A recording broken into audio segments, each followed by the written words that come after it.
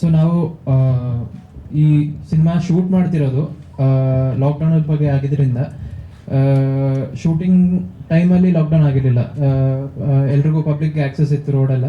So ಆ lockdown recreate ಮಾಡೋದಂತೂ ತುಂಬ ಕಷ್ಟ ಆಗಿತ್ತು.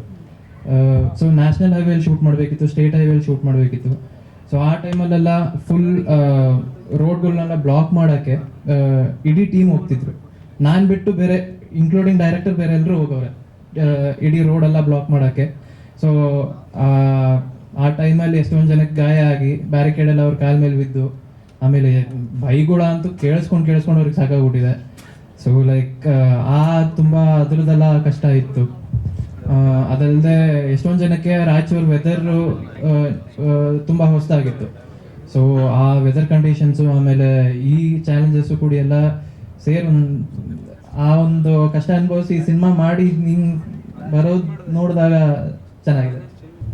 ನನಗೆ ಈ ಸಿನಿಮಾ ವರ್ಕರ್ ಆಗಿ ಎಡಿಟರ್ ಆಗಿ ನನಗೇನು ಹೇಳೋದಕ್ಕಿಲ್ಲ, ಬಟ್ ಈ ಸಿನಿಮಾ ಪ್ರೇಕ್ಷಕನಾಗಿ ನನಗೆ ತುಂಬ ಹೇಳೋದಿದೆ. ನನಗೆ ಈ ಸಿನಿಮಾ ಇವತ್ತಿಗೂ ಎಲ್ಲೇ ಸಿನಿಮಾ ಪ್ರೊಜೆಕ್ಷನ್ ಆದಾಗಲೂ ಲಾಸ್ಟ್ 10 ನಿಮಿಷ ನೋಡೋದು ತುಂಬ ಕಷ್ಟ ಆಗುತ್ತೆ. ಲಾಕ್ಡೌನ್ ಸಂದರ್ಭದಲ್ಲಿ ನಾವುಗಳೆಲ್ಲ ಏನು ಅನುಭವಿಸಿದ್ವಿ, ನಡ್ಕೊಂಡು ಹೋದವ್ರದ್ದು ಒಂದು ಥರ ಕಷ್ಟ, ಮನೆ ಒಳಗಿದ್ದವ್ರದ್ದು ಎಲ್ಲರದು ಒಂದೇ ಥರ ಸಮಸ್ಯೆ, ಎಲ್ಲರಿಗೂ ಒಂದೇ ಥರ ಇರಲಿಲ್ಲ. ಮನೆ ಒಳಗಿದ್ದವ್ರಿಗೂ ತುಂಬ ಕಷ್ಟ ಇತ್ತು. ರೆಂಟ್ ಹೌಸ್ಗಳಲ್ಲಿ ವಾಸ ಮಾಡಿದವ್ರಿಗೆ, ಮನೇಲಿ ಯಾರಾದರೂ ಕರೋನಾ ಬಂದರೆ ಉಳಿದವ್ರ ಪರಿಸ್ಥಿತಿಗಳೇನು, ಆ ಜನ ಹೆಂಗೆ ರಿಯಾಕ್ಟ್ ಮಾಡ್ತಾರೆ, ಪ್ರತಿಯೊಂದು ಈ ಕರೋನಾ ಅನ್ನೋ ವಿಷಯನ ಇಟ್ಕೊಂಡು ನಾವು ಎಷ್ಟು ಸಿನಿಮಾ ಬೇಕಾದರೂ ಮಾಡ್ಬೋದು. ಅಂಥದ್ದೇ ಒಂದು ಸಿನಿಮಾ ಇದು ಫೋಟೋ. ಫಸ್ಟ್ ಟೈಮ್ ನನಗೆ ಉತ್ಸವ ಬಂದು ಸರ್ ಈ ಥರ ಒಂದು ಸಿನಿಮಾ ಮಾಡ್ತಿದ್ದೀನಿ ಕರೋನಾ ಸಂದರ್ಭದ್ದು, ಜನರೆಲ್ಲ ನಡ್ಕೊಂಡು ಹೋದ್ರಲ್ಲ ಅದ್ರ ಬಗ್ಗೆ ನಾನು ಸಿನಿಮಾ ಮಾಡ್ತಿದ್ದೀನಿ ಸರ್ ಅಂದರು. ಏನು ಹೇಳಕ್ಕೆ ಹೊರಟಿದ್ದೀನಿ ಉತ್ಸವ ನೀವು ಸಿನಿಮಾದಲ್ಲಿ?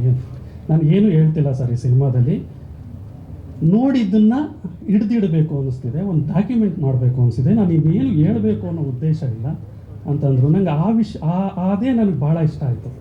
ಅಂದರೆ ಈ ವಯಸ್ಸಿನ ಒಂದು ಹುಡುಗ ಈ ಥರದ ಒಂದು ವಿಷಯನ ಯಾವ ಅತಿರೇಕಗಳು ಇಲ್ಲದೆ ಅದು ಹೇಗಿದೆ ಹಾಗೆ ಹಿಡ್ದಿಡ್ತೀನಿ ಸರ್ ಅನ್ನೋ ಅವರ ಏಜಿಗೆ ಮೀರಿದ ಇದಿದೆಯಲ್ಲ, ಅದು ನನಗೆ ಭಾಳ ಖುಷಿ ಆಯಿತು. ನಾನು ಅವ್ರಿಗೆ ಹೇಳಿದೆ, ಉತ್ಸವ ನೀವು ಒಳ್ಳೆ ದಾರಿಲಿದ್ದೀರಾ ಹೋಗಿ, ಬಟ್ ಆದರೆ ನನಗೆ ಈ ಸಿನಿಮಾ ಕಮರ್ಷಿಯಲ್ ಆಗಿ ಏನಾಗುತ್ತೆ ನನಗೂ ಗೊತ್ತಿಲ್ಲ. ಯಾಕೆಂದರೆ ನೀವು ಈ ಥರದ ಒಂದು ವಿಷಯ ಇಟ್ಕೊಂಡು ಸಿನಿಮಾ ಮಾಡ್ತೀವಿ, ಬಿಸ್ನೆಸ್ ಎಲ್ಲ ನೀವು ಯೋಚನೆ ಮಾಡಿ ದುಡ್ಡು ಹೆಂಗೆ ರಿಟರ್ನ್ ತೊಗೊಳೋದು ಇದ್ರ ಬಗ್ಗೆ ನನಗಂತೂ ಐಡಿಯಾ ಇಲ್ಲ. ಅದು ನನಗೆ ಆಗುತ್ತೆ, ಚೆನ್ನಾಗಾಗುತ್ತೆ ಅಂತ ನಾನು ನಿಮಗೆ ಭರವಸೆ ಕೊಡೋಲ್ಲ.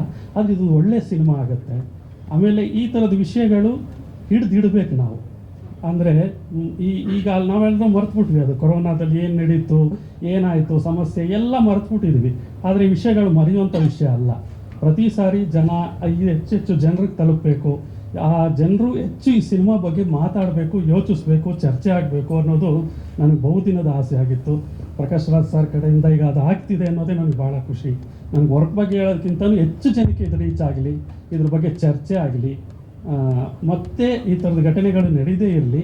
ನಡೆದಾಗ ಜನರ ಹೇಗೆ ರಿಯಾಕ್ಟ್ ಮಾಡಬೇಕು ಅನ್ನೋದು ಈ ಸಿನಿಮಾ ಮುಖಾಂತರ ಗೊತ್ತಾಗಲಿ ಅನ್ನೋದಷ್ಟೇ ನನ್ನ ಆಸೆ. Thank you. ಎಲ್ರಿಗೂ ನಮಸ್ಕಾರ. ಸಾಮಾನ್ಯವಾಗಿ ನಾನು ಬರಲ್ಲ, ಇವತ್ತು ಒಂದು ಹಿಡ್ಕೊಂಡು ಬಿಟ್ಬಿಟ್ಟಿದ್ದಾರೆ. ಇದನ್ನು ಗೊತ್ತಿಲ್ಲ ಸರ್, ಒಂದಿಷ್ಟು ವರ್ಷ ರಂಗಭೂಮಿ, ಒಂದಿಷ್ಟು ವರ್ಷ ಸಿನಿಮಾ, ಇದ್ರ ಜೊತೆಗೆ ಟ್ರಾವೆಲ್ ಮಾಡ್ತಾ ಇದ್ದೀನಿ. ಮತ್ತು ನೀವೆಲ್ಲರೂ ಕೂಡ ನೋಡ್ಕೊಂಡು ಬಂದಿದ್ದೀರಿ.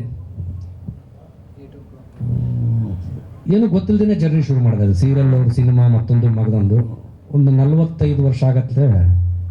ಒಂದೇನೋ ಅನ್ನಿಸ್ತದೆ, ಏನೋ ಓದ್ಕೊಂಡು ಏನೋ ಪಾತ್ ಚೇಂಜ್ ಮಾಡ್ಕೋಬೇಕು ಅಂತ ಅನಿಸಿತ್ತು. ಅದು ಬಹುಶಃ ದೊಡ್ಡವರಿಂದ ಆಗಲಿಲ್ಲ. ಯಂಗರ್ ಜನ್ರೇಷನ್ ಹುಡುಗರು ಒಂದು ಒಳ್ಳೆ ಪಾತಿಗೆ ಹಚ್ಚಿದ್ದಾರೆ.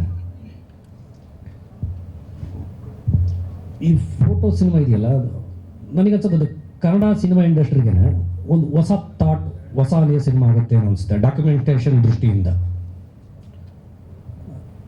ಅದನ್ನು ಪ್ರೇಕ್ಷಕರು ಅರ್ಥ ಮಾಡ್ಕೊಳ್ಳೋದು ಬೇರೆ, ನಾವು ಆಸ್ ಎ ಸಿನಿಮಾದವರಾಗ ಅರ್ಥ ಮಾಡ್ಕೊಳ್ಳೋದು ಬೇರೆ.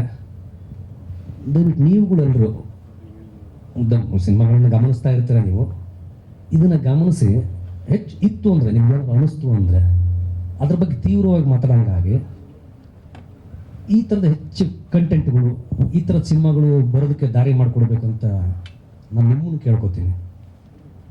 ಆ ಥರದ್ದೊಂದು ಪಾತ್ರ ನಿರ್ಮಾಣ ಆಯ್ತು ಅಂದರೆ ನಿಧಾನಕ್ಕೆ ಆಡಿಯನ್ಸ್ ಒಳಗಡೆ ಬರ್ತಾರೆ. ಇನ್ನು ಪ್ರಕಾಶ್ ರಾಜ್ ಸಾರು, ಉತ್ಸವ ಏನೋ ಅವ್ರ ಚಿಕ್ಕಪ್ಪನ ಮಗ ಅಲ್ಲ, ದೊಡ್ಡಪ್ಪನ ಮಗ ಅಲ್ಲ, ನಾವು ಯಾರು ಏನೋ ಪರಿಚಯನೂ ಇಲ್ಲ ಅಂಥದ್ರಲ್ಲಿ ಅವ್ರೇನೋ ಒಂದು ಕಿತ್ಕೊಂಡವ್ರೆ. ಏನು ಸರ್ ಇದು ಯಾಕೆ ಹಿಂಗೆ ಅಂದ್ರೆ ಅವ್ರು ಚೆನ್ನಾಗಿ ಮಾತಾಡಿದ್ರು. ನೋಡೋ ಕಳಕಳ ಶ್ರೀಮಂತಿಕೆನೂ ಬೇಕು ಅಂತ ಹೇಳ್ಕೊಟ್ರು. ಇಟ್ಸ್ ಮೇ ಬಿ ನಾನು ಅರ್ಧ ಕೆಟ್ಟಿದ್ದೆ. ನಾನು ಹೇಳ್ತಿದ್ದೆ ಬೈಯೋಳು, ನಂದು ಜಾಬ್ ಇದೆ, ಇಲ್ಲಿ ಬಂದ್ಬಿಡು ನೀನು, ಸಾಕು ಸೇವೆ ಮಾಡಿದ್ದು ಅಂತೇಳಿ. ಇರಲಿ ಅಂತ ಬಂದೆ. ಇನ್ನೊಬ್ಬರು ಸಿಕ್ಕರು. ಹಾಳಾಗ ಸುಖ ಇದೆಯಲ್ಲ ಅದು ಭಾಳ ದೊಡ್ಡದು. ಅವರು ಈ ಸಿನಿಮಾದ ಹಿಂದೆ ನಿಂತಿದ್ದಾರಲ್ಲ, ಅದು ಇಟ್ಸ್ ಮೇ ಬಿ ಪಾಠಗಳು ಎದೆಗೆ ಬೀಳ್ಬೇಕಂತೆ. ಅದು ಅವ್ರಿದ್ರಿಗೆ ಹೇಳಬಾರ್ದಿತ್ತು, ಬಟ್ ಅನಿವಾರ್ಯ ಅವ್ರಿಗೆ ಹೇಳಲೇಬೇಕು. ನಾನು ಒಂದಿಷ್ಟು ಪಾಠಗಳನ್ನು ಎದೆಗೆ ತುಂಬಿದ್ದಾರೆ. ಥ್ಯಾಂಕ್ಸ್ ನಿಮಗೆ. ಆಮೇಲೆ ಇಲ್ಲಿ ಎಲ್ಲ ಹುಡುಗರು ತುಂಬ ಚಿಕ್ಕ ಹುಡುಗರು, ಡಿ ಡಿ ಕ್ಯಾಮ್ರಾಮನ್ ಅಥವಾ ನಮ್ಮ ಎಡಿಟ್ರು, ಸೌಂಡ್ ರೆಕಾರ್ಡಿಸ್ಟ್ ಅವರೆಲ್ಲ ಇದಾರಲ್ಲ, ಹೊಸ ಜನ್ರೇಷನ್ ಹುಡುಗರು ಸರ್. ಆ ಹುಡುಗರು ಪಾಯಿಂಟ್ ಆಫ್ ವ್ಯೂಯಿಂದ ಸಿನಿಮಾ ನೋಡಿ, ಸಿನಿಮಾ ನೋಡಿದಾದ್ಮೇಲೆ ಮತ್ತೆ ನಾವು ನೀವೆಲ್ಲ ಸೇರಿ ಮಾತಾಡೋಂಗಾಗಲಿ, ಒಂದು ಒಳ್ಳೆ ಕಾರಣಕ್ಕೆ ಒಂದು ಒಳ್ಳೆ ಸಂಭ್ರಮಕ್ಕೆ ಮತ್ತೊಂದು ಸಲ ನಿಮ್ಮನ್ನು ಮೀಟ್ ಮಾಡೋಂಗಾಗಲಿ ತಲುಪಿಸೋ ಹೆಚ್ಚಿನ ಜವಾಬ್ದಾರಿ ನಿಮಗಿದೆ. ದಯವಿಟ್ಟು ನಿಮ್ಮ ಸಹಕಾರ ಬೆಂಬಲ ನಮ್ಮ ಮೇಲೆ ಇರಲಿ. Thank you. ಅದು ಭರವಸೆ ಬರುತ್ತೆ ನನಗೆ. ಮತ್ತು ಸಿನಿಮಾ ಮಾಡೋದಕ್ಕೆ ಇನ್ನು ನನಗೆ ಫೋಟೋ ಸಿನಿಮಾ ಆದ್ಮೇಲೆ ಒಂದು ರಿಲೀಸ್ ಮಾಡೋದು ಹೆಂಗೆ ಅನ್ನೋದು ಪ್ರಶ್ನೆ ಇದ್ದಾಗ ಒಂದು ಸ್ವಲ್ಪ ನಾವು ಏನು ಏನು ಅಂತ ಕ್ವಶನ್ ಮಾರ್ಕ್ ಇದ್ದೀರಿ ಟೀಮಲ್ಲಿ. ಸೊ ಪ್ರಕಾಶ್ ಸರ್ ಬಂದಿದ್ದು ನಮಗೆ ದೊಡ್ಡ ಶಕ್ತಿ ನಮಗೆ. ಅಂದ್ರೆ ಬರೀ ಉತ್ಸವಕ್ಕೆ ಶಕ್ತಿ ಆಗಲ್ಲ ಅದು. ನನ್ನ ನಂತರ ಸಿನಿಮಾ ಮಾಡೋರ್ಗೆ ಒಂದು ನಂಬಿಕೆ, ನನಗೆ ಅನ್ಸಿದ್ದು, ನನಗೆ ಈಗ ಫೋಟೋ ಮಾಡ್ಬೇಕಾದ್ರೆ ನನಗೆ ಇದು ಹಿಂಗೆ ಅನ್ನಿಸ್ತು, ನಾನು ಇದನ್ನ ಸಿನಿಮಾ ಮಾಡ್ತೀನಿ ಅಂತ ಹೊರಟೆ. ಸೊ ಈಗ ಪ್ರಕಾಶ್ ಸರ್ ನಿಂತಿರೋದ್ರಿಂದ ಮುಂದಿನ ಸಿನಿಮಾನು ನಾನು ಹಂಗೆ ಮಾಡಕ್ ಧೈರ್ಯ ಇದೆ. ಈಗ ನನಗೆ ಅನ್ಸಿದ ಸಿನಿಮಾನೇ ನಾನು ಮಾಡ್ತೀನಿ ಅನ್ನೋ ಥರ ಧೈರ್ಯ ಇದೆ. ಆ ಧೈರ್ಯ ಪ್ರಕಾಶ್ ಸರ್ ಇವತ್ತಿನ ಕೊಟ್ಟಿರೋದ್ರಿಂದ ಇದೆ. ಅದು ಬರೀ ಅದೇ ನಾನು ಉತ್ಸವ ಕೊಟ್ಟಿದ್ದಲ್ಲ, ನಂತರ ಸಿನಿಮಾ ಮಾಡೋರಿಗೆ ಎಲ್ಲರಿಗೂ ಪ್ರಕಾಶ್ ಸರ್ ಇದ್ರ ಮುಖಾಂತರ ಧೈರ್ಯ ಕೊಡ್ತಿದ್ದಾರೆ. ಅದು ತುಂಬಾ ದೊಡ್ಡ ವಿಷಯ ನನಗೆ ಪ್ರಕಾಶ್ ಸರ್ ನಿಂತಿರೋದು. ಯಾಕೆ ಇಷ್ಟೊಂದು ಲೈಟು ಕ್ಯಾಮ್ರಾಗ? ಎಲ್ರಿಗೂ ನಮಸ್ಕಾರ. ನಾನೇನು ದೊಡ್ಡ ಕೆಲಸ ಮಾಡಲಿಲ್ಲ. ಈ ಥರ ಕೆಲಸ ಮಾಡಿಸ್ಕೊಳ್ಳೋ, ಈ ಥರ ಒಂದು ಸಾಥನ್ನ ಕೊಡೋ ಶಕ್ತಿ, ಆ ಅರ್ಹತೆ ಆ ಸಿನಿಮಾಗಿದೆ ಅಷ್ಟೇ, ಇನ್ನೇನಿಲ್ಲ. ಅದು ನಾನು ಆ ಸಿನಿಮಾ ನೋಡಿದೆ, ಬಹಳ ದಿನಗಳಿಂದ ನೋಡಬೇಕಿತ್ತು, ಹಲವಾರು ಕಾರಣಗಳಿಂದ ನೋಡೋಕ್ಕಾಗಿರಲಿಲ್ಲ. ಬಟ್ ಎಲ್ಲೋ ಒಂದು ಕಡೆ ಉತ್ಸವಂತಹ ಈ ತಂಡದ ಹುಡುಗರು ನನಗೆ ಮೊದಲನೇ ಹೆಮ್ಮೆ ಅನಿಸೋದು ಇದು ಪ್ರಕಾಶಕ್ಕೆ ತೋರಿಸ್ಬೇಕು ಅಂದಾಗ ಎಲ್ಲೋ ಒಂದು ಕಡೆ ಸಾರ್ಥಕ ಅನಿಸುತ್ತೆ. ಎಲ್ಲೋ ಒಂದು ಕಡೆ ನನ್ನ ಬದುಕು, ನನ್ನ ಅನುಭವ, ಇಷ್ಟು ವರ್ಷಗಳ ಈ ಪ್ರಯಾಣ, ನನ್ನ ಪರಿಚಯವಿಲ್ಲದ, ನನಗೆ ಮುಖತಃ ಪರಿಚಯವಿಲ್ಲದ ಯುವಕರು ಕೂಡ ಪ್ರಕಾಶ್ ಅವ್ರ ಹತ್ರ ಹೋದರೆ ಏನಾದರೂ ಒಂದು ದಾರಿ ಕಂಡ್ಕೋಬೋದು ಅನ್ನೋ ನಂಬಿಕೆನೂ ಹುಟ್ಟಿಸೋಕೆ ಸಾಧ್ಯ ಆಗಿದೆಯಲ್ಲ, ಅದ್ರ ಬಗ್ಗೆ ನನಗೆ ಹೆಮ್ಮೆ ಇದೆ. ಅದು ನನಗೊಂದು ಅರ್ಥ ಕೊಡುತ್ತೆ ಜೀವನದಲ್ಲಿ. ಅದು ನಾವೆಲ್ಲೋ ಒಂದು ಕಡೆ ಉಪಯೋಗಸ್ಥರು, ನಾವು ಹೆಲ್ಪ್ ಮಾಡ್ತೀವಿ, ನಾವು ಇದೀವಿ ಅಂತ ಒಂದು ಗೌರವ ಇದೆಯಲ್ಲ, ಅದೊಂದು. ಅದಾದ್ಮೇಲೆ ಸ್ವಲ್ಪ ತಡವಾಗಿ ಸಿನಿಮಾ ನೋಡಿದೆ, ಭಾಳ ಪ್ರಯಾಣ ಮಾಡ್ತಿದ್ದರಿಂದ. ಸಿನಿಮಾ ನೋಡಿದ ಒಂದು 15-20 ನಿಮಿಷ ನನಗೆ ಮಾತು ಬರಲಿಲ್ಲ. ಅದು ನನ್ನನ್ನು ತುಂಬ ಕಾಡಿತು. ಅಂದರೆ ನಿಜವಾದ ದುಃಖ, ಅಳು, ಯಾಕೆ ಅಂತ ಗೊತ್ತಿಲ್ಲ. ಅದು ಕೆಲವು ಸಲ ನಾವು ಯಾಕೆ ಅಳ್ತೀವಿ ಅಂತ ಗೊತ್ತಾಗಲ್ಲ. ಅದೆಲ್ಲ ತುಂಬ ವರ್ಷಗಳಿಂದ ನಮ್ಮಲ್ಲಿ ಹುದುಗಿರುತ್ತದು. ಅದಕ್ಕೆ ಯಾವಲ್ಲೋ ಒಂದು ಕಡೆ ಅದನ್ನು ಚೂಟು ಬಿಟ್ಟರೆ ಅದು ಧಾರಾಕಾರವಾಗಿ ಹರಿದು ಬಿಡುತ್ತೆ. ಯಾಕೆ ಅಳ್ತಿದ್ದೀವಿ, ಏನು ಡಿಸ್ಟರ್ಬ್ ಆದ್ವಿ ಅಂತ ಗೊತ್ತಾಗಲ್ಲ. ಅದಾದ ನಂತರ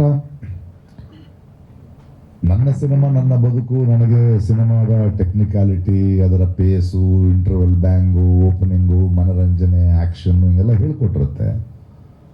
ಆದರೆ ಭಾಳ ಆಳವಾಗಿ, ಇಮಿಡಿಯೇಟಾಗಿ, ನ್ಯಾಯವಾಗಿ, ಯಾಕಂದರೆ ಒಂದು ಪ್ರಾಮಾಣಿಕ ಪ್ರಯತ್ನಕ್ಕೆ ನಾನು ಹಿಂದೆ ರಿಯಾಕ್ಟ್ ಮಾಡಬೇಕು. ಕರೆದು ಕೇಳಿದೆ, ಏನು ಸಮಸ್ಯೆ ಅಂತ ಕೇಳಿದೆ. ಸಿನಿಮಾ ನೋಡಿದ ಮೇಲೆ ಮಾಡಿದ್ದೀವಿ, ಗೊತ್ತಿಲ್ಲ ಸರ್ ಅಂದರು. ಗೊತ್ತಿಲ್ಲ ಅಂದ್ರೆ ಏನಪ್ಪ ಅಂದೆ. ಎಲ್ಲ ರಿಲೀಸ್ ಮಾಡಬೇಕು, ಮಾಡೋಣ ಬಿಡು ಅಂದೆ, ಅಷ್ಟೇ. ಆಮೇಲೆ ಅದ್ರ ಬಗ್ಗೆ ನಾನು ತಲೆ ಕೆಡಿಸ್ಕೊಳ್ಳಿಲ್ಲ. ಮತ್ತು ನನ್ನ ಅಷ್ಟು ಗೆಳೆಯರು ನೋಡಿದ್ರೆ ಚೆನ್ನಾಗಿದೆ, ಸಿನಿಮಾ ಚೆನ್ನಾಗಿದೆ, ಅದಕ್ಕೆ ಸ್ವಲ್ಪ ಸ್ಲೋ ಇದೆಯಾ ಸಿನಿಮಾ ಅಂತ ಕೇಳಿದ್ರು. ಇರ್ಬೋದು ಅಂದೆ ನಾನು. ಅದೊಂದು ಸ್ವಲ್ಪ ಫಾಸ್ಟ್ ಮಾಡಬೇಕು, ಯಾಕೆ ಮಾಡಬೇಕು ಅಂದೆ. ಒಬ್ಬ ನಿರ್ದೇಶಕ ಮುಖಕ್ಕೆ ರಾಚುವ ಕೆಲವು ಸತ್ಯಗಳು ನಿಲ್ಲಬೇಕು. ಸೊ ಇವತ್ತಿನ ಒಬ್ಬ ಯಂಗ್ಸ್ಟರು ಅವನು ಸ್ವಂತವಾಗಿ ಯೋಚನೆ ಮಾಡಿ ಅವನೊಂದು ಸಿನಿಮಾನ ಒಂದು ಪೇಸ್, ಅಂದರೆ ಆ ಕತೆಗೆ ಹೇಳಬೇಕಾದ ಪೇಸ್ ಮಾಡಿದಾಗ ಅದನ್ನು ಬದಲಾಯಿಸೋ ಹಕ್ಕು ನಮಗೆ ಎಲ್ಲಿದೆ? ಕೊನೆಗೂ ಅದು ಸ್ಲೋ ಅನ್ನೋದು ಏನೋ, ಕೊನೆಯ 15 ನಿಮಿಷ ಸಿನಿಮಾ ಮುಗಿದಾಗ ನನಗೊಂದು ಅನುಭವ ಆಯ್ತಲ್ವಾ, ಆ ಅನುಭವ ಮುಖ್ಯ ಅಷ್ಟೇ. ಅದಕ್ಕೆ ನಾನು ಪ್ರಾಮಾಣಿಕವಾಗಿ ಅದಕ್ಕೆ ರಿಯಾಕ್ಟ್ ಮಾಡ್ತೀನಿ ಅಷ್ಟೇ ಅಂತ. ಸೊ ಈ ಸಿನಿಮಾ ಥಿಯೇಟ್ರ್ಗಳಿಗೆ ಬರ್ತಾ ಇದೆ. ಈ ಥಿಯೇಟ್ರಿಗೆ ಬರಬೇಕಾದ್ರೆ ನಾವಿದರಲ್ಲಿ ಮನರಂಜನೆ ಎಷ್ಟಿದೆ, ಕಾಮಿಡಿ ಎಷ್ಟಿದೆ, ಟ್ರಾಜಿಡಿ ಎಷ್ಟಿದೆ, ಹಾರ್ಡ್ ಎಷ್ಟಿದೆ, ಆ ಥರದ ರೆಗ್ಯುಲರ್ ಪ್ರಶ್ನೆಗಳಿಗೆ ಉತ್ತರ ಕೊಡೋ ಥರ ನಮ್ಮ ಹತ್ರ ಇಲ್ಲ. ಯಾಕಂದರೆ ಆ ಥರದ ಉತ್ತರಗಳು ಈ ಸಿನಿಮಾಗಳಿಲ್ಲ. ಅದು ತುಂಬ ಪ್ರಾಮಾಣಿಕವಾದ ಒಂದು ಪ್ರಯತ್ನ.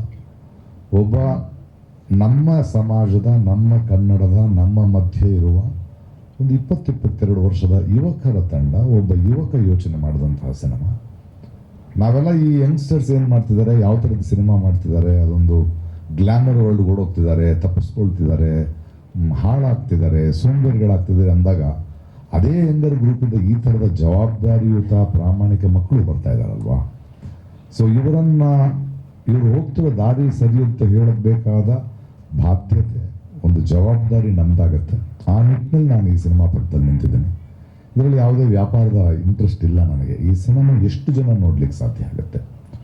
ಅದಾದ ಮೇಲೆ ನಾನು ಇದು ತಗೊಂಡೆ ಅಂತ ಆದಮೇಲೆ ನನಗೆ ನನ್ನ ಸಿನಿಮಾದ ಆತ್ಮೀಯರು, ಅದು ಪವನ್ ಇರ್ಬೋದು, ನಮ್ಮ ಯೂಟನ್ ಡೈರೆಕ್ಟರ್ ಪವನ್ ಇರ್ಬೋದು, ಹೇಮಂತ್ ಇರ್ಬೋದು, ರಾಜ್ ಶೆಟ್ಟಿ ಇರ್ಬೋದು, ಒಬ್ಬೊಬ್ಬರಾಗಿ ನನ್ನ ಹತ್ರ ಮಾತಾಡ್ತಾ ಬಹಳ ಒಳ್ಳೆ ಸಿನಿಮಾ, ಥ್ಯಾಂಕ್ಸ್, ಅದನ್ನು ನೀವು ಜೊತೆಗೆ ನಿಂತಿರೋದು. ನಮ್ಮ ಶಶಾಂಕ್ ಇರ್ಬೋದು, ಆಮೇಲೆ ಇತ್ತೀಚೆಗೆ ಸಿನಿಮಾ ಧನಂಜಯನಿಗೆ ತೋರಿಸಿದೆ, ಧನಂಜಯ ಬಂದು ಮಾತಾಡ್ದ. ಸೊ ಎಲ್ಲೋ ಒಂದು ಕಡೆ ಎಲ್ಲರ ಮನಸ್ಸಿನಲ್ಲೂ ಇದೆ. ಒಂದಷ್ಟು ಜನ ಪತ್ರಕರ್ತ ಗೆಳೆಯರು ಫೆಸ್ಟಿವಲ್ ನೋಡೋರು ಇಂಥ ಒಳ್ಳೆ ಸಿನಿಮಾ, ಬಟ್ ಇದು ಹೆಂಗೆ ಥಿಯೇಟ್ರಿಗೆ ಯಾರು ತೊಗೊಂಡ್ಬರ್ತಾರೆ ಅಂತ ಯೋಚನೆ ಮಾಡ್ತಿದ್ವಿ. ಯಾಕೆ ಯೋಚನೆ ಮಾಡಿದ್ವಿ ಇವನು ಗೊತ್ತಿಲ್ಲ, ಈ ಇಂಡಸ್ಟ್ರಿನ ಹೆಂಗೆ ನೋಡಬೇಕು ಅಂತ ಅನಿಸಿದೆ. ಒಂದು ಸಿನಿಮಾ ಮಾಡಿದ್ದಾನೆ, ಅದು ಇವಾಗ ಬಂದಿದೆ. ಇದಕ್ಕೆ 4 ಲಕ್ಷ ಜನ ಸಾಥ್ ಕೊಡ್ತಾ ಇದ್ದಾರೆ. ನೀವು ಇದಿರಿ, ಭಾಳ ವರ್ಷಗಳಿಂದ ನಿಮ್ಮ ಪರಿಚಯ. ಎಲ್ಲೋ ಒಂದು ಕಡೆ ನನ್ನ ಇಷ್ಟು ವರ್ಷದ ಅನುಭವ, ನನ್ನ ಮಾತಿಗೆ ಇವನು ಒಂದು ಒಳ್ಳೆಯ ಸಿನಿಮಾಗಳನ್ನು ಮಾಡ್ತಾನೆ, ಒಂದು ರಾಷ್ಟ್ರ ಪ್ರಶಸ್ತಿ ತೊಗೊಂಡಿರೋನು, ಇವನು ಈ ಸಿನಿಮಾಗೆ ನಿಂತಿದ್ದಾನೆ ಅನ್ನೋ ಒಂದು ಬಲವಾದರೂ ಆ ಸಿನಿಮಾಗೆ ಬಂದರೆ, ಒಂದು ಆಕರ್ಷಣೆ ಬಂದರೆ, ಅದೇ ತುಂಬ ನನಗೆ ಸಾರ್ಥಕತೆ. ಈ ಥರದ ಯುವಕರು, ಈ ಥರದ ಸಿನಿಮಾಗಳು ಬೆಳಿಬೇಕು. ಯಾಕಂದರೆ ಇತ್ತೀಚಿನ ದಿನಗಳಲ್ಲಿ ನಮ್ಮ ದೊಡ್ಡ ದೊಡ್ಡ ಸಿನಿಮಾಗಳು, ಕಾಂತಾರ ಅಂತ ಸಿನಿಮಾಗಳು, KGF ಅಂತ ಸಿನಿಮಾಗಳು ದೊಡ್ಡ ದೊಡ್ಡ ಪ್ಯಾನ್ ಇಂಡಿಯಾ ಆಗಿರೋದನ್ನು ನೋಡಿದ್ದೀವಿ. ಬಟ್ ಅದಕ್ಕಿಂತ ಮುಖ್ಯವಾಗಿ ಅವು ಯಾವಾಗಲೂ ಒಂದು ಸಲ ನಡೆಯುವಂಥದ್ದು. ಅದಕ್ಕಿಂತ ಮುಖ್ಯವಾಗಿ ನಮ್ಮಲ್ಲಿ ಗಂಟು ಮೂಟೆ ಅಂತ ಸಿನಿಮಾ ಇರ್ಬೋದು, ಮನ್ಸೂರಿ ಅಂತ ನಿರ್ದೇಶಕ ಇರ್ಬೋದು, ರೂಪಾರಾವ್ ಅವರು ಇರ್ಬೋದು, ಹೇಮಂತ್ ಇರ್ಬೋದು, ಅಥವಾ ಡೇರ್ ಡೆವಿಲ್ ಮುಸ್ತಫಾ ನಿರ್ದೇಶಕರು, ಈ ಥರದ ಬೇರೆ ಬೇರೆ ಸಿನಿಮಾ ಕಿತ್ತೂರು ಇರ್ಬೋದು, ಬೇರೆ ಬೇರೆ ಥರ ಆಲೋಚನೆ ಯಂಗ್ಸ್ಟರ್ಸ್ ಬರ್ತಾ ಇದ್ದಾರೆ. ಇವರೆಲ್ಲ ಒಂದು ಗುಂಪಾಗಿ ಕಾಣಿಸ್ತಾ ಇದ್ದಾರೆ ನನಗೆ. ಇವರು ನನಗೆ ಮುಂದಿನ ಭವಿಷ್ಯವಾಗಿ ಕಾಣಿಸ್ತಾ ಇದ್ದಾರೆ. ಯಾಕಂದರೆ ಇವತ್ತು ವರ್ಲ್ಡ್ ಸಿನಿಮಾದಲ್ಲಿ, ಪ್ರಪಂಚದ ಸಿನಿಮಾದಲ್ಲಿ ಕಂಟೆಂಟ್ ಮುಖ್ಯ ಆಗ್ತಾ ಇದೆ, ಎಸ್ಪೆಷಲಿ ಆಫ್ಟರ್ ಲಾಕ್ಡೌನ್. ಸೊ ಇದು ಭಾಷೆಯನ್ನು ದಾಟಿ ಬೇರೆ ಬೇರೆ ಕಡೆ OTTಗಳಲ್ಲಿ ನೋಡ್ತಾರೆ ಅನ್ನೋ ನಂಬಿಕೆ ಇದೆ. ಮತ್ತು ಈ ಥರದ ಸಿನಿಮಾಗಳನ್ನು ನಾವು ಬೆಳೆಸೋದ್ರಿಂದ ಹೊರಗಿನವ್ರಿಗೂ ಕೂಡ ಕರ್ನಾಟಕದಲ್ಲೂ ಕನ್ನಡದಲ್ಲೂ ಈ ಥರದ ಮೀನಿಂಗ್ಫುಲ್ ಆದ ಒಂದು ಬಹಳ ಸೂಕ್ಷ್ಮ ಸಂವೇದನೆಗಳ ಸಿನಿಮಾಗಳು ಬರ್ತಿದೆ ಅನ್ನೋದು ಹರಡ್ತಾ ಹೋಗುತ್ತೆ. ಇವರು ನಮಗೆ ಹೆಮ್ಮೆ ತರುವಂತಹ ಮಕ್ಕಳೇ. ಸೊ ಇವರ ದಾರಿ ಬೇರೆ, ನಾವು ನೋಡಿದ ಸಿನಿಮಾ ಬೇರೆ, ಇವರು ನೋಡ್ತಿರೋ ಸಿನಿಮಾ ಬೇರೆ. ನಾವು ಗ್ರಹಿಸಿದ ಸೂಕ್ಷ್ಮತೆಗಳು ಬೇರೆ, ಇವರು ಗ್ರಹಿಸ್ತಾ ಇರೋ ಸೂಕ್ಷ್ಮತೆಗಳು ಬೇರೆ. ಕಾಲದಿಂದ ಕಾಲಕ್ಕೆ, ತಲೆಮಾರಿಂದ ತಲೆಮಾರಿಗದ ಬದಲಾಗ್ತಾ ಹೋಗಬೇಕಲ್ಲ. ಯಾಕಂದರೆ ಮುಂದಿನ ಬದುಕು, ಮುಂದಿನ ಪ್ರಪಂಚ ಅವ್ರದ್ದು. ಸೊ ಅವರ ಸೂಕ್ಷ್ಮತೆಗಳು, ಅವರ ಭಾಷೆ, ಅವರ ಒಂದು ಸಿನಿಮಾ ಜರ್ನಿ ಇದು ಹೀಗೆ ಮುಂದುವರಿಲಿ. I am seeing betterment only. ಒಂದು ಚಾರ್ಲಿ, ಈ ಥರದೆಲ್ಲ ಸಿನಿಮಾಗಳು ನೋಡಿದ್ರೆ ಇನ್ನೊಂದು ಮಟ್ಟಕ್ಕೆ ಹೋಗ್ತಾ ಇದ್ದಾರೆ. ಅದಾಗಲಿ ಆ ಒಂದು ಪ್ರಯಾಣದಲ್ಲಿ ಒಬ್ಬ ಹಿರಿಯನಾಗಿ ಒಂದು 4 ದಶಕಗಳ ಸಿನಿಮಾದಲ್ಲಿದ್ದು ಎಲ್ಲ ಎತ್ತರಗಳನ್ನು ನೋಡಿದ ನಂತರ ಅದಕ್ಕೆ ನಾನು ಹಿಂದಾಗಿದ್ದೆ, ಅವರು ಇನ್ನೊಂದು 2 ಹೆಜ್ಜೆ ನಡೆಯೋದಕ್ಕೆ ನಾನು ಕಾರಣನಾಗಿದ್ದೆ ಅನ್ನೋದೇ ನನ್ನ ಸಾರ್ಥಕತೆ. ಆ ಸಂತೋಷದಿಂದ, ಆ ಜವಾಬ್ದಾರಿಯಿಂದ ಮತ್ತು ಆ ಹೊಣೆಗಾರಿಕೆಯಿಂದ ನಾನು ನಿಲ್ಲಲೇಬೇಕೆನ್ನುವ ಮನಸ್ಸಾಕ್ಷಿಯಿಂದ ಈ ಸಿನಿಮಾ ಜೊತೆ ನಿಂತಿದ್ದೀನಿ. ತಾವುಗಳೆಲ್ಲರೂ, ನಾನು ನಿಮ್ಮನ್ನು ಕೇಳ್ಕೊಳ್ಳೋ ಅವಶ್ಯಕತೆ ಇಲ್ಲ, ನಿಮ್ಮನ್ನು ನಾನು ಹಲವಾರು ವರ್ಷಗಳಿಂದ ಬಲ್ಲೆ. ಈ ಥರದ ಪ್ರಯತ್ನಗಳಿಗೆ ನೀವು ಯಾವತ್ತೂ ಹಿಂದೇಟು ಹಾಕಿಲ್ಲ. ನೀವು ಖಂಡಿತ ನೀವು ಅದನ್ನು ಪ್ರೋತ್ಸಾಹಿಸ್ತೀರಿ ಅಂತ ನನಗೆ ಗೊತ್ತು. ಹಾಗೆ ಕನ್ನಡದ ಪ್ರೇಕ್ಷಕರು ಅವರಿಗೆ ಬಿಟ್ಟಿದ್ದು. ಯಾಕಂದರೆ ಈ ಥರದ ಯುವಕರನ್ನು, ಈ ಥರದವರನ್ನು ನನ್ನಂಥವರು, ನಿಮ್ಮಂಥ ಮಾಧ್ಯಮದವರು ಅಷ್ಟೇ ಅಲ್ಲ, ಅದು ಅವರ ಜವಾಬ್ದಾರಿ ಕೂಡ.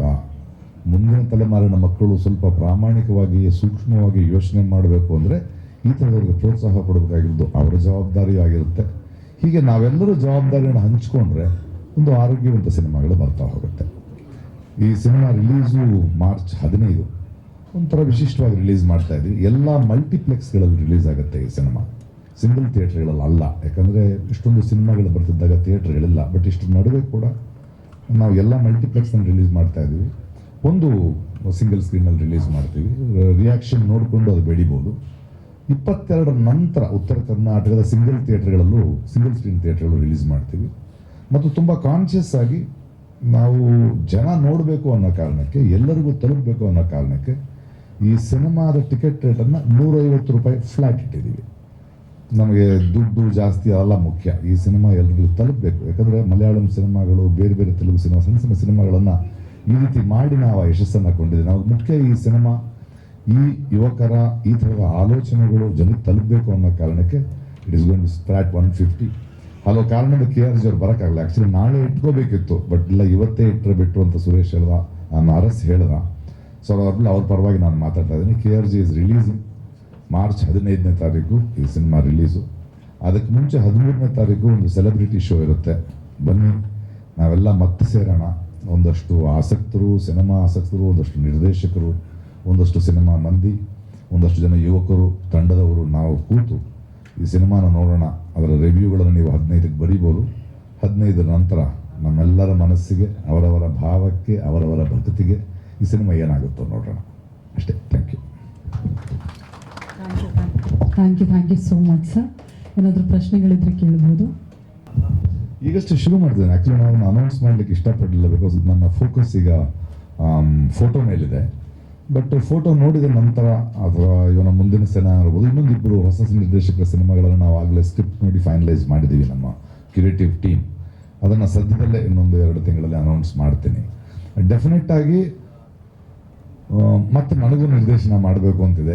ಒಗ್ಗರಣೆ ಆದಮೇಲೆ, ನಾನು ನನ್ನ ಕನಸು ಆದಮೇಲೆ, ಇದೊಳ್ಳೆ ರಾಮಾಯಣ ಆದಮೇಲೆ ಮಾಡಲಿಲ್ಲ. ಯಾಕಂದರೆ ನನಗದು ಪ್ರೊಫೆಷನ್ ಅಲ್ಲ ಅನ್ನಿಸ್ಬೇಕು.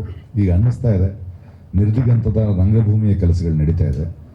ಒಂದಷ್ಟು ಹೆಚ್ಚು ಕರ್ನಾಟಕದಲ್ಲಿರಬೇಕು, ಈ ಥರದ ಕೆಲಸಗಳು ಮಾಡಬೇಕು, ಈ ಯುವಕರು ತಂಡಗಳ ಜೊತೆ ಇರಬೇಕು ಅಂತ ನನ್ನ ಆಸೆ. ಅದಕ್ಕೆ ಬೇಕಾದ ತಯಾರಿಗಳು ನಡೀತಾ ಇದೆ, ಮಾಡ್ತೀನಿ ನನ್ನಿಂದ ಆಗೋದು.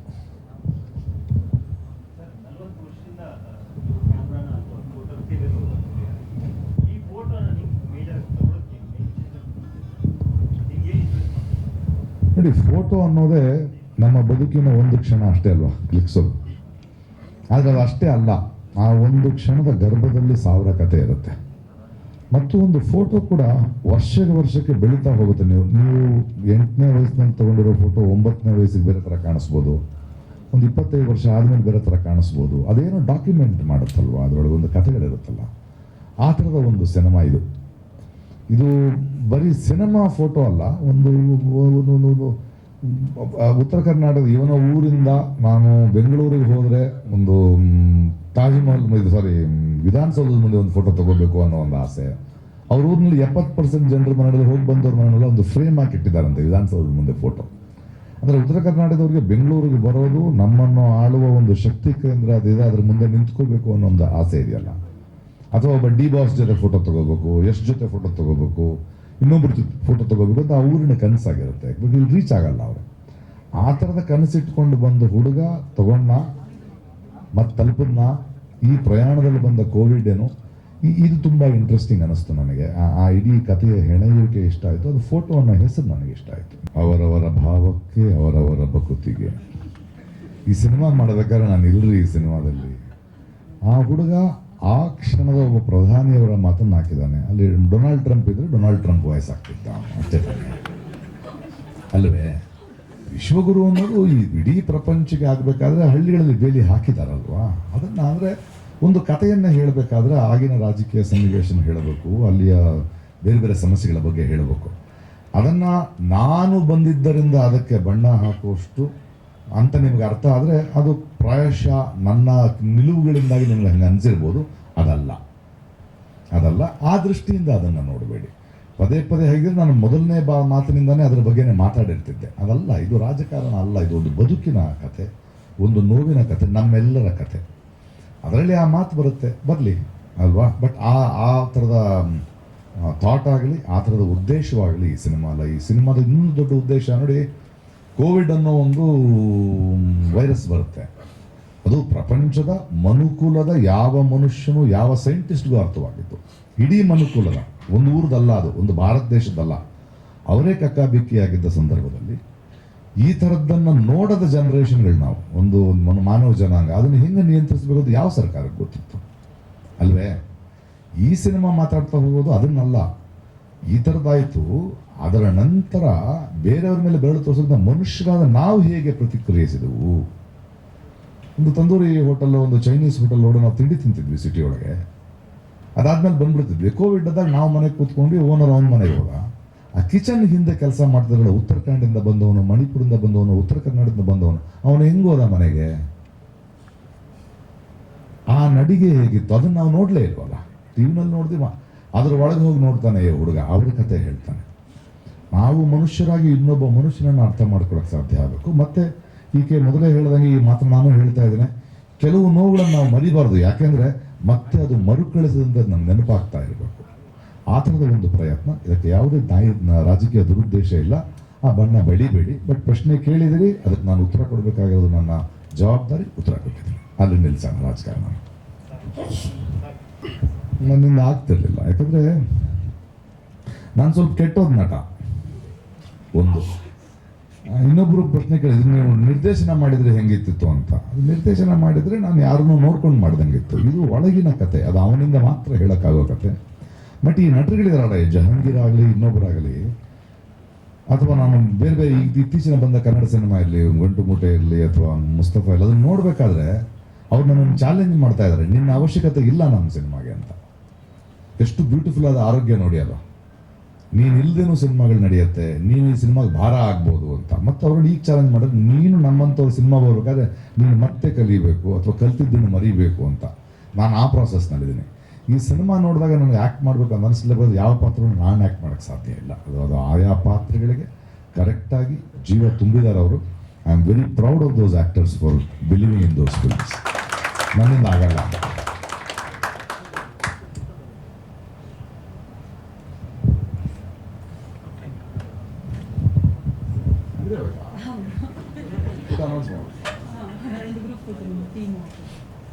ಒಂದು ಗ್ರೂಪ್ ಫೋಟೋ ಅಂತೆ. ಗ್ರೂಪ್ ಫೋಟೋ ತೆಗೆದ ಮೇಲೆ ಆರಾಮಾಗಿ ಊಟ ಮಾಡೋಣ ಅಲ್ವಾ? ಇವಾಗೆಲ್ಲ ಥಿಯೇಟರ್ ಸಂಖ್ಯೆಗಳು ಹೇಳೋಕ್ಕಾಗಲ್ಲ. ಮಲ್ಟಿಪ್ಲೆಕ್ಸ್ಗಳು, ಬೇರೆ ಬೇರೆ ಶೋಗಳು ನೋಡಿ ದಿನಕ್ಕೆ 15 ಸಿನಿಮಾ 8 ಸಿನಿಮಾ ರಿಲೀಸ್ ಆಗ್ತಾ ಇದೆ. ಕಾರಣಗಳು ಗೊತ್ತಿಲ್ಲ, ಬಹುಶಃ ಎಲೆಕ್ಷನ್ ಬರ್ತಿದೆ ಅಂತ ಇರ್ಬೋದು, ಏನೋ ಇರ್ಬೋದು.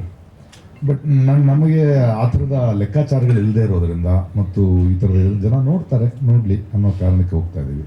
ಸೊ ಆಲ್ಮೋಸ್ಟ್ ಆಲ್ ಮಲ್ಟಿಪ್ಲೆಕ್ಸ್ಗಳಲ್ಲಿ ಥಿಯೇಟರ್ಗಳಿದೆ. ನಮಗೆ ಸಿಂಗಲ್ ಸ್ಕ್ರೀನ್ ಹೋಗೋ ಧೈರ್ಯ ನಾವು ಮಾಡ್ತಾ ಇಲ್ಲ ಈಗ ಬೇಡ. ಯಾಕಂದರೆ ಇಲ್ಲ, ಅಷ್ಟು ಸಿನಿಮಾಗಳು ರಿಲೀಸ್ ಆಗ್ತದೆ.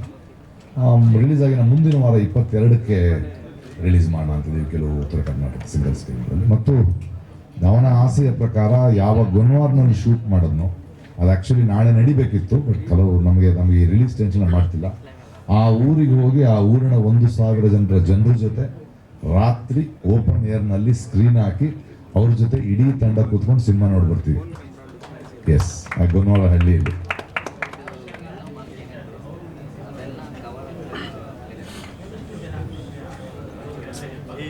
ನೋಡಿ, ಒಂದೊಂದು ಸಿನಿಮಾ ಒಬ್ರು ಬರ್ತಾ ಇದ್ದಾರೆ. ಅವರು ಎಲ್ಲದಕ್ಕೂ ಬರಬೇಕಾಗಿಲ್ವಲ್ಲ. ಇವಾಗ ಧನಂಜಯ್ ಅನ್ನೋನು ಅಲ್ಲ, ಇರಲಿ, ಅವ್ರಿಗೆ ತೋರಿಸಿಲ್ಲ ನಾವು ಸಿನಿಮಾನ.